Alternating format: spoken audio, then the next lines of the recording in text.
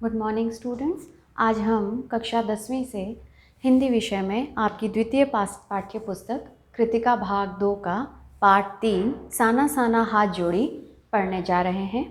आइए इस पाठ का सारांश जानते हैं।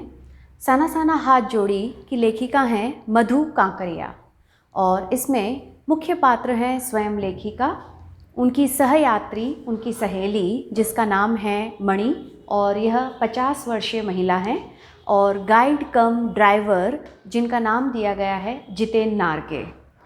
प्रस्तुत पाठ हिंदी साहित्य की यात्रा वृत्तांत विधा के अंतर्गत लिखा गया है।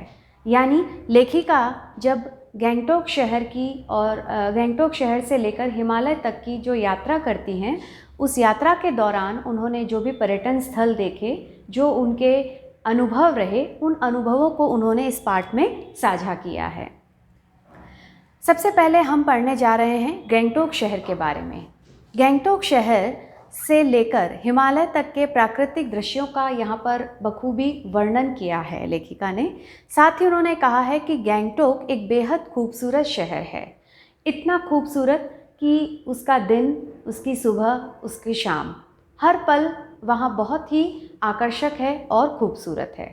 जिस समय लेखिका गंगटोक पहुँचती है उस समय लगभग रात हो चुकी है और दूर से देखने पर गंगटोक शहर एकदम झिलमिलाते हुए सितारों सा दिखाई देता है। गंगटोक शहर को कई जगह पर मेहनतकश बादशाहों का शहर इस नाम से भी जाना गया है, क्योंकि गंगटोक के स्थानीय निवासी अपने मेहनत के बलबूते पर इस शहर को इतना खूबसूरत बना पाए हैं। लेखिका रास्ते में एक जगह पर नेपाली भाषा की कुछ शब्द सीखती है और उसी नेपाली भाषा में वो एक प्रार्थना करती हैं, जिसके बोल इस प्रकार हैं कि साना साना हाथ जोड़ी गर्दहु प्रार्थना, हामरो जीवन तिमरो कौशली। अर्थात अपने छोटे छोटे हाथों को जोड़कर मैं ये प्रार्थना कर रही हूँ कि मेरा सारा जीवन अच्छाइयों को समर्पित हो। और यही आपके पाठ का शीर्षक भी है। इस प्रार्थना के पश्चात आगे उन्होंने बताया कि जिस होटल में वे रुकी उसकी बालकनी से जाकर उन्होंने देखा कि शायद कंचनजंगा उन्हें देखने को मिले, लेकिन उस दिन उनको ऐसा सुअवसर नहीं मिला क्योंकि बादलों की बहुत ज़्यादा आवाजाही लगी हुई थी। परंतु आसपास बहुत सारे रंग बिरंगे फूलों से मनमोहक दृश्य उपस्थित हो रहा है और लेखिका को ऐसा महसूस हुआ कि मानो वो फूलों के बाग में आ गई है। अगले बार उन्हें अब निकलना है युमथांग के लिए। युमथांग जो कि गंगटोक से 149 किलोमीटर 149 किलोमीटर की दूरी पर स्थित है। तो ये 149 किलोमीटर की यात्रा लेखिका को अब आगे तय करनी है।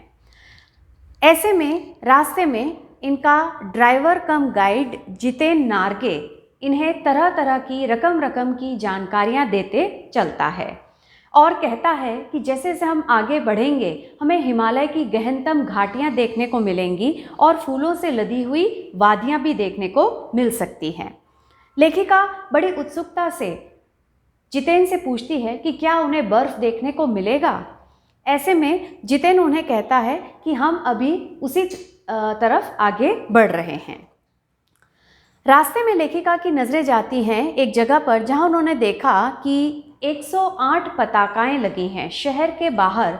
शहर की जो बाहरी सीमा है वहां उन्होंने देखा कि एक जगह पर 108 श्वेत पताकाएं यानी सफ़ेद पताकाएं लगी हुई हैं।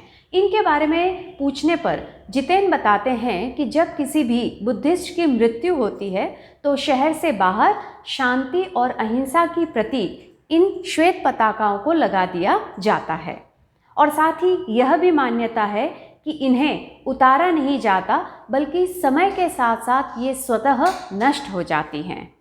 वहीं इसके विपरीत जब लेखिका ने एक स्थान पर रंगीन पताकाएं देखी तो उन्होंने जानना चाहा।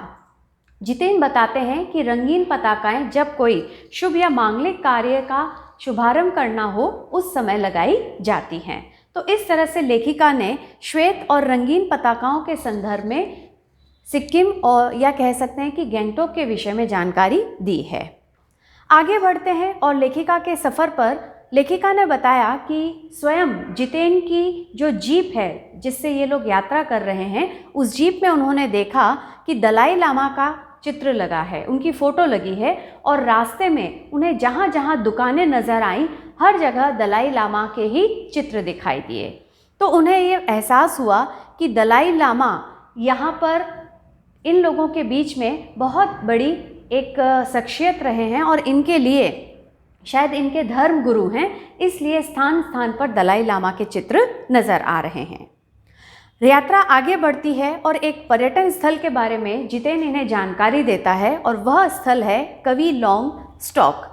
कवि लॉन्ग स्टॉक के बारे में जितेन जानकारी देता है कि यह वह स्थान है जहां पर एक हिंदी फिल्म की शूटिंग हुई थी जिसका शीर्षक रहा है गाइड, और साथ ही साथ यह स्थान एक और कारण से भी प्रसिद्ध है।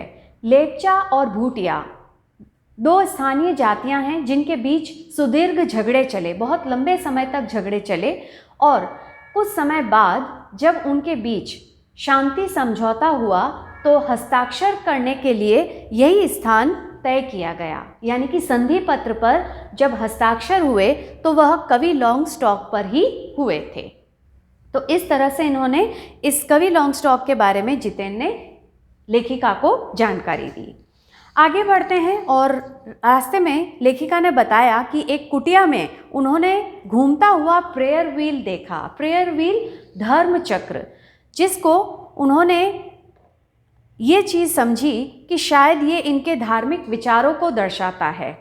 लेखिका ने जितेन के द्वारा ये बात जानी कि प्रेयर व्हील को इसलिए घुमाया जाता है ताकि हम हमारे पापों को धो सकें। अर्थात लेखिका ने ये कहा कि चाहे इंसान किसी भी स्थान से ताल्लुक़ रखे, मैदानी क्षेत्र हो, पहाड़ी क्षेत्र हो या रेगिस्तानी क्षेत्र हो, हर जगह पढ़ा लिखा इंसान हो चाहे अनपढ़ व्यक्ति, हमारी धार्मिक विचारधाराएं, हमारी सोच, हमारी मान्यताएं और विश्वास, अंधविश्वास हर जगह एक से हैं। चाहे देश कितनी भी प्रगति कर ले, वैज्ञानिक प्रगति कर ले, लेकिन धर्म के आधार पर हम सबकी सोच एक सी हो जाती है। लेखिका की जो यात्रा है वो आगे बढ़ती गई और अब धीरे धीरे हिमालय विशालकाय रूप में इनके सामने आने लगा। साथ ही लेखिका ने बताया है कि तीस्ता नदी का जो पानी है वो कौंध मारते हुए अपनी गति से बह रहा है। तीस्ता नदी का पानी इतना निर्मल, इतना शुद्ध, मानो चांदी चमक रही हो। इसके पश्चात लेखिका ने एक अन्य पर्यटन स्थल के बारे में जानकारी दी है जिसका नाम है सेवन सिस्टर्स वाटरफॉल, एक झरना जहाँ पर सभी यात्री काफ़ी देर तक रुकते हैं और उसके सौंदर्य को देखकर मंत्रमुग्ध होते हैं। लेखिका भी जब इस वाटरफॉल को देखती है तो उसके कलकल बहते पानी के संगीत के साथ अपनी सुध-बुध खो बैठती है और उसे लगता है कि वास्तव में मनुष्य के जीवन में यही चलायमान सौंदर्य है।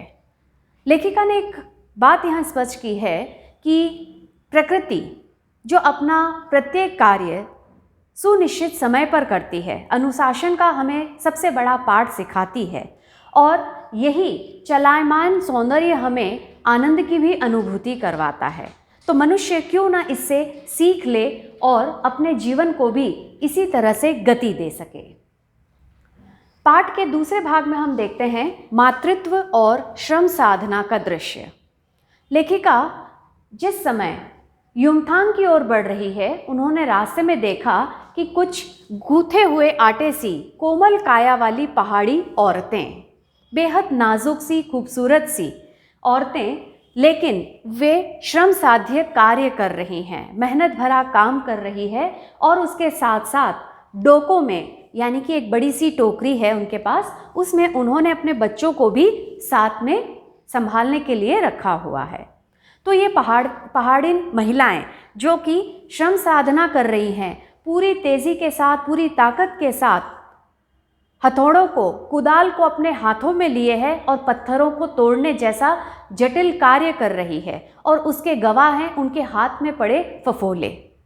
लेकिन उन्हें अपने घर परिवार के साथ साथ अपने बच्चों को भी संभालना है, इसलिए वो बच्चों को डोकों में साथ में लेकर और अपना कार्य करती रहती हैं।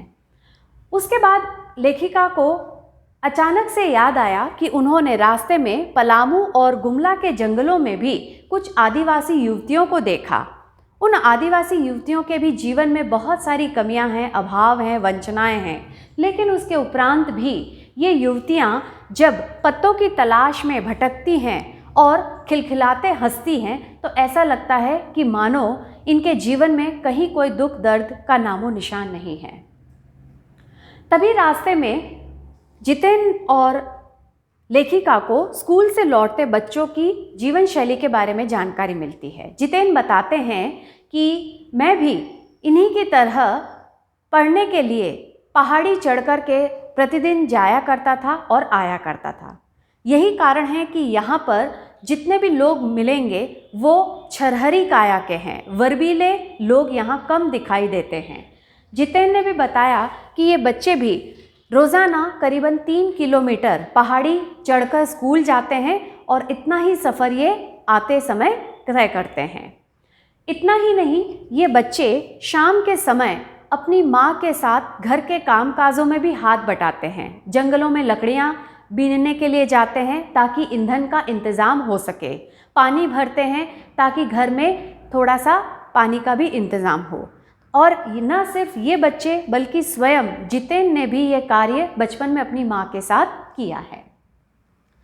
इन सब बातों के बाद लेखिका ने आगे कहा है चाय के बागानों के संदर्भ में कि जिस समय इनकी जीप चाय के बागानों के आसपास से गुजर रही थी, उन्होंने देखा चटक बोकू पहने। बोकू से तात्पर्य है सिक्किमी परिधान जो एकदम चटक लाल रंग का रहता है। वहाँ की महिलाएं जो इस परिधान को पहनती हैं, तो बोकू पहने उन्होंने महिलाओं के सौंदर्य की यहाँ पर चर्चा की है कि चटक बोकू में ये सिक्किमी खूबसूरत महिलाएं देखने में इतनी आकर्षक लगती हैं कि मानो साक्षात यहाँ प्रकृति अपनी असीम सुंदरता लुटाने के लिए आ गई है।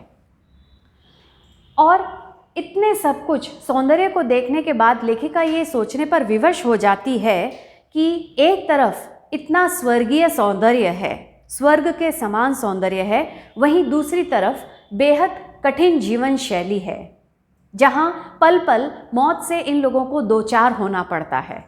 तो प्रकृति के दोनों रूपों को इस स्थान पर देख कर के लेखिका बेहद चिंतित होती हैं।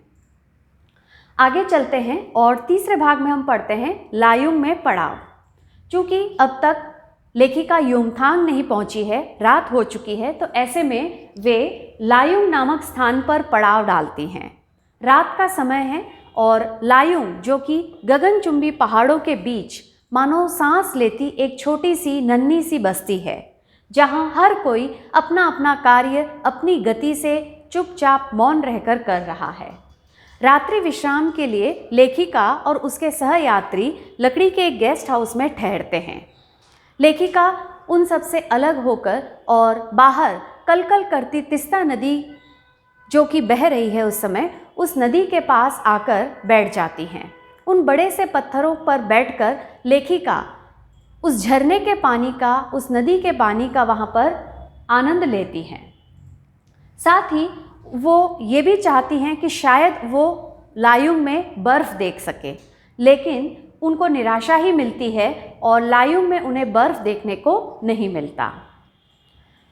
आगे इसमें लेखिका ने बताया है कि जब वो अगले दिन सुबह बाहर निकली तो एक स्थानीय युवक से उनकी मुलाकात हुई। उस स्थानीय युवक ने उन्हें बताया कि यदि वे बर्फ़ देखने की इच्छुक हैं, बर्फ़ देखना चाहती हैं और हज़ारों किलोमीटर की यात्रा वो सिर्फ इसीलिए करके आई हैं ताकि बर्फ़ का आनंद ले सके, तो उसके लिए उन्हें कटाव नामक स्थान पर अवश्य जाना चाहिए। यहाँ पर शर्तिया बर्फ़ मिलेगी। इस बात के लिए वह युवक लेखिका को आश्वस्त कर देता है कि कटाव एक अभी ऐसा स्थान है जो ज़्यादा चर्चा में नहीं आया है और अपनी प्राकृतिक खूबसूरती के साथ कायम है, इसलिए यदि हम कटाव जाएं तो वहाँ पर हमें बर्फ़ मिल सकती है।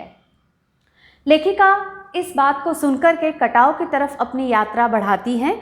कटाव पहुँचने पर लेखिका ने देखा कि वाकई में इतनी खूबसूरत जगह जो हमने कभी अपनी कल्पना में भी नहीं सोची वो भारत में मौजूद है। और जिस समय वो कटाव पहुंची, देखने पर ऐसा लग रहा था कि मानो अभी अभी ताज़ा बर्फ गिरी है या किसी ने सफ़ेद पाउडर लेकर के और पहाड़ों पर छिड़क दिया हो। एकदम नर्म मुलायम सी बर्फ वहाँ पर देखने को मिलती है। कटाव पर पहुँचने पर सभी लोग बर्फ़ का आनंद लेने लगते हैं और अपनी यादों को कैमरे में कैद करने का प्रयास करते हैं। लेखिका भी चाहती है कि वह बर्फ़ में काफ़ी देर तक आनंद ले, लेकिन उनके पास पहनने के लिए बड़े से जूते नहीं हैं। अगले पल उनके मन में ख्याल आया कि क्यों ना वे जूते किराए पर ले, लेकिन उन्होंने देखा कि कटाव पर कोई भी किसी भी तरह का कोई दुकान नहीं है, क्योंकि ये जगह अभी तक लोगों की जान पहचान में नहीं है। इस वजह से कटाव पर उन्हें कहीं कोई बर्फ़ तो देखने को मिली, लेकिन कोई दुकान नहीं मिली जिससे कि वो जूते खरीद सके। कटाव से लौटने पर जब वो आगे बढ़ी तो उनको युमथांग थोड़ा सा फीका जान पड़ा, क्योंकि कटाव में वो बहुत खूबसूरत बर्फबारी को देखकर आ चुकी थी। रास्ते में उन्होंने कुछ फौजी छावनियाँ देखी और उनसे बातचीत की।